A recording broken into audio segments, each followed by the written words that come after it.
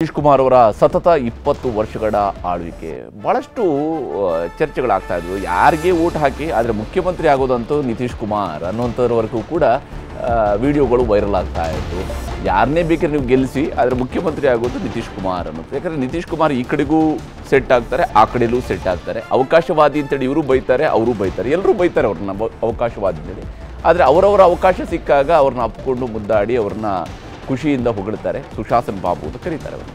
ಈಗ RJD 25ರಿಂದ 35 ಸೀಟ್ಗಳಲ್ಲಿ ಗೆಲುವನ್ನು ದಾಖಲಿಸ್ಕೊಳ್ಬೋದು ಮೊದಲ ಹಂತದಲ್ಲಿ ಅನ್ನೋಂಥದ್ದು.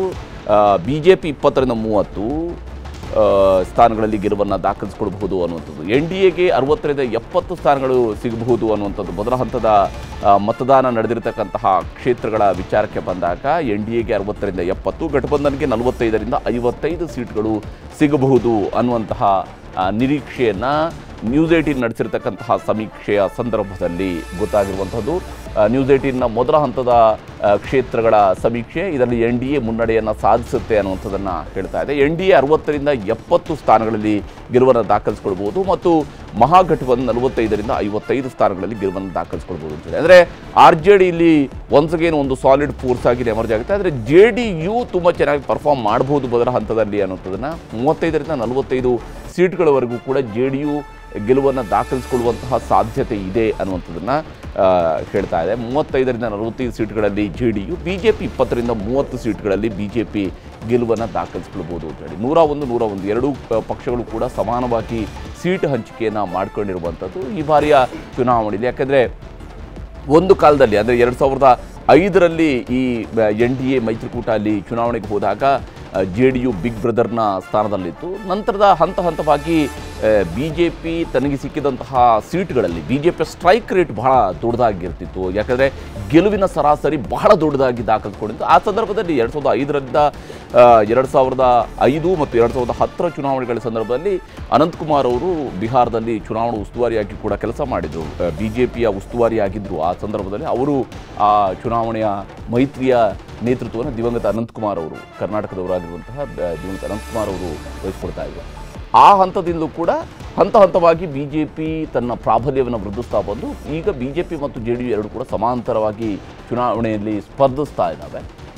ಅದರಲ್ಲಿ ವಿಶೇಷವಾಗಿ 2015ರಲ್ಲಿ ಈ ಮೈತ್ರಿಕೂಟ ಮುರಿದು ಹೋಗಿ ಎಲೆಕ್ಷನ್ಗೆ ಹೋದ ಕಾರಣದಿಂದಾಗಿ BJPಗೆ ಹೆಚ್ಚಿನ ಸ್ಥಾನಗಳಲ್ಲಿ ಸ್ಪರ್ಧಿಸುವಂಥ ಅವಕಾಶವೂ ಕೂಡ ಅದು ಮಾಡಿಕೊಡ್ತು. ಅದು BJPಗೆ ಮಾಡಿಕೊಟ್ಟಂಥ ಬಹಳ ದೊಡ್ಡ ಅನುಕೂಲ JDU ಏನು ಮಾಡಿಕೊಟ್ಟಿದೆ ಅಂತ ಹೇಳಿದ್ರೆ 2015ರಲ್ಲಿ ಅದು NDA ಮೈತ್ರಿಕೂಟವನ್ನು ಒಡೆದು ಅದು ಮಹಾಗಠಬಂಧನ್ನ ಜೊತೆಗೆ ಸೇರಿಕೊಂಡು ಚುನಾವಣೆಯನ್ನು ಸ್ಪರ್ಧಿಸಿರುವಂಥದ್ದು.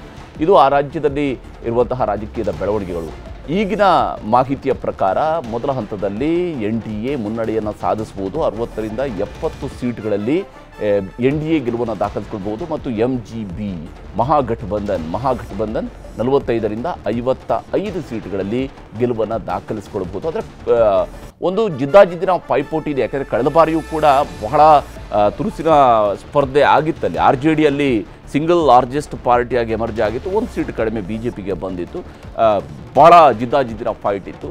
ಕಳೆದ ಬಾರಿಯೂ ಕೂಡ ಕಾಂಗ್ರೆಸ್ನ ಕಾರಣ ಬಹಳ ಮುಖ್ಯ ಆಗಿತ್ತು MGBಯ ಸೋಲಿನಲ್ಲಿ. ಯಾಕಂದರೆ ಪಡ್ಕೊಂಡಿರ್ತಕ್ಕಂತಹ ಸೀಟ್ಗಳಲ್ಲಿ ಗೆಲುವಿನ ಸ್ಟ್ರೈಕ್ ರೇಟ್ಗೆ ಬಂದಾಗ ಬಹಳ ಕಡಿಮೆ ಇದ್ದಂಥದ್ದು ಕಾಂಗ್ರೆಸ್ನದ್ದಾಗಿತ್ತು. ಎಡಪಕ್ಷಗಳು ತಮಗೆ ಸಿಕ್ಕಿದಂತಹ ಸೀಟ್ಗಳಲ್ಲಿ ಬಹಳ ದೊಡ್ಡ ಮಟ್ಟದಲ್ಲಿ ಗೆಲುವನ್ನು ದಾಖಲಿಸಿಕೊಳ್ಳುವುದನ್ನು ಯಶಸ್ವಿಯಾಗಿದ್ದು ಮಹಾಗಠಬಂಧನ್ ಕಡೆಯಿಂದ. ಈಗ ಮಹಾಗಠಬಂಧನ್ ಮತ್ತು NDA ನಡುವಿನ ಫೈಟ್ನಲ್ಲಿ NDA ಮುನ್ನಡೆಯನ್ನು ಸಾಧಿಸುತ್ತೆ ಅನ್ನುವಂಥದ್ದನ್ನು, ಅಂದರೆ 20 ವರ್ಷಗಳ ಆಳ್ವಿಕೆಯ ನಂತರವೂ ಕೂಡ NDA ಮುನ್ನಡೆಯನ್ನು ಸಾಧಿಸ್ಬೋದು ಅಂತ ಹೇಳುವಂಥದ್ದು ಹೇಳ್ತಿದೆ. ಇನ್ನು ಬೇರೆ ನ್ಯೂಸ್ ಏಜೆನ್ಸಿಗಳು ಮಾಡಿರ್ತಕ್ಕಂತಹ ರಿಸಲ್ಟನ್ನು ಕೂಡ ನೋಡ್ತಾ ಇದ್ವಿ ನಾವಲ್ಲಿ. ಸ್ಕ್ರೀನ್ನ ಬಲಭಾಗದಲ್ಲಿ ನಿಮಗೆ ಬೇರೆ ನ್ಯೂಸ್ ಏಜೆನ್ಸಿಗಳು ಕೊಟ್ಟಿರ್ತಕ್ಕಂತಹ ರಿಸಲ್ಟನ್ನು ಕೂಡ ನಿಮಗೆ ತೋರಿಸ್ತಾ ಇದ್ವಿ. ಮ್ಯಾಟ್ರಿಕ್ಸ್ ಏಜೆನ್ಸಿಯವರು ಹೇಳೋ ಪ್ರಕಾರ 147ರಿಂದ 167 ಸೀಟ್ಗಳವರೆಗೆ NDA ಗೆಲ್ಲುತ್ತೆ ಮತ್ತು ಒಂದು ಭಾರಿ ಬಹುಮತದೊಂದಿಗೆ NDA ಮತ್ತೆ ಅಧಿಕಾರಕ್ಕೆ ಬರುತ್ತೆ ಅಂತ ಹೇಳಿ. ಮಹಾಗಠಬಂಧನ್ 70ರಿಂದ 90 ಸೀಟ್ಗಳಿಗೆ ಸೀಮಿತ ಆಗುತ್ತೆ. ಕಳೆದ ಬಾರಿ ಅವರಿಗೇನು 110 ಸೀಟ್ಗಳಿದ್ವು, ಅಷ್ಟು ಸೀಟ್ಗಳು ಈ ಬಾರಿ ಬರುವಂತಹ ಸಾಧ್ಯತೆ